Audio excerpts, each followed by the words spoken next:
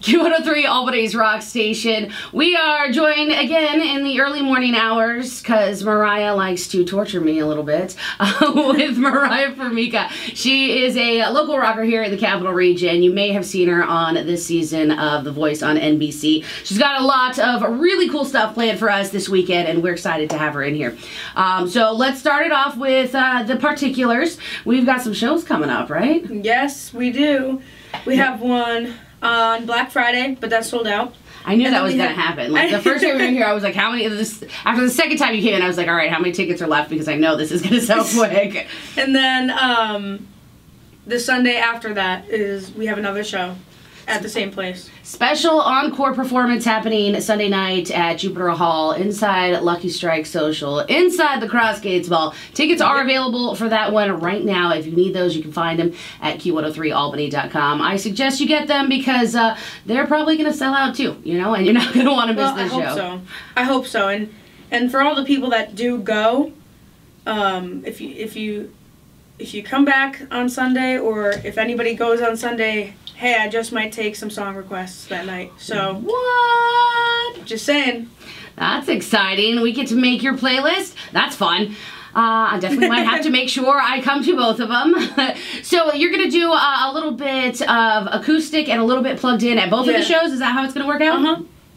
And did I hear there's going to be a little storytelling process going on? Yeah, it's just going to kind of be, I mean, I don't want to say there's going to be as much talking as singing, but there's going to be a fair amount of talking, you know, explaining each song more so that people get to know me a little bit more, not just like this constant aggressive rocker side, you know? Right. So you're not alone with us in the studio today. What? No, I'm just kidding. Oh, man. No love for the drummer. However, that doesn't seem to be the case when it comes to other bands. There's some sort of camaraderie going on between drummers throughout the world, we're hearing now. Yeah, we went to a show over the weekend at the Upstate Concert Hall, and apparently somebody's getting numbers backstage on the bus. Oh, yeah, I got to meet the drummer for the Butcher Babies, Chase. He's such a nice guy. We connected over all different types of music, jazz fusion, pop, anything cool drums, and we really just connected, you know. That's crazy. So we were talking a little bit before we started recording here, and we were talking about how when you guys opened up for Red Sun Rising at Jupiter Hall, where your shows are going to be this weekend, that you kept in touch with Patricia too. Yeah, Patricia, he's actually... is that how you say it? Am I trying to say it wrong for years now? Yeah, his dad and my dad actually grew up together in Albany. So it's kind of just fitting that, you know, we're in constant contact now. Oh. You know, even though he's not in the Albany area all the time. Right. We still keep in contact with each other, you know, drummer talk. Yeah. You find that it's like that everywhere you go? It's like, oh, you play the drums? Oh, me too. Oh, like, absolutely. Absolutely. Yeah, I don't know what it is. It's kind of annoying because I can meet like one of my favorite singers and they would never just give me their number, or, you know, or just, you know, even just bond a little bit. It's like whenever he meets a drummer, it's like they just...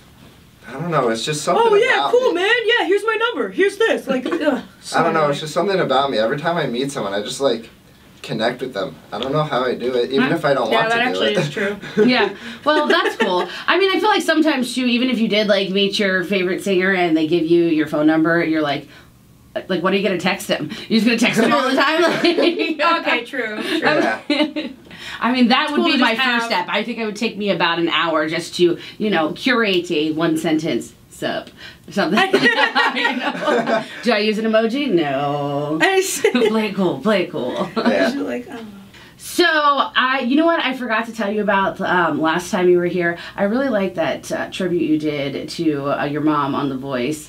I was like, stop, you're going to make me cry right now. And then I guess you've been posting still about it as it's gone on, and you were posting that you and your mom were both crying when you were watching Janice the other night. Oh, yeah. I stopped watching, I'm not going to lie. I just love Janice. I really, seriously love Janice.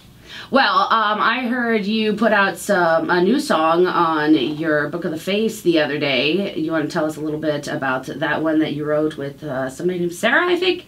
Yeah, Sarah Lake. That song is called No Regrets.